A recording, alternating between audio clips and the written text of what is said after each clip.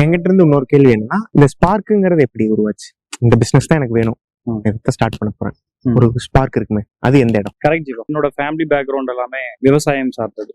So அப்படி விவசாயம் சார்ந்து இருந்ததுனால எனக்கும் இயற்கையை காப்பாற்றணுங்கிற responsibility 2014 prime minister Narendra Modi sir green energy அப்படிங்கிற ஒரு சிஸ்டத்தை வந்து ஃபார்ம் பண்றாரு. ஸோ அதை பார்த்ததுமே எனக்கு ஒரு இன்ஸ்பிரேஷன், நாமளும் இதுல ஒரு பங்கா இருக்கணும் அப்படின்ட்டு எனக்கு ஒரு ஆசை.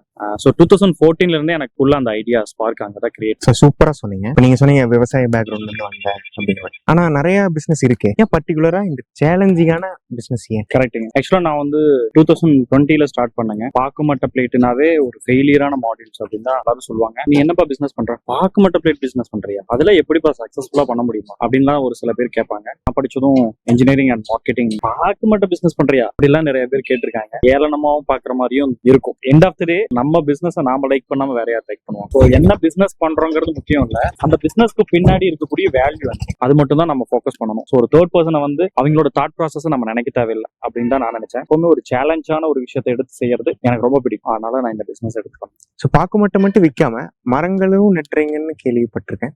ஸோ அதை பத்தி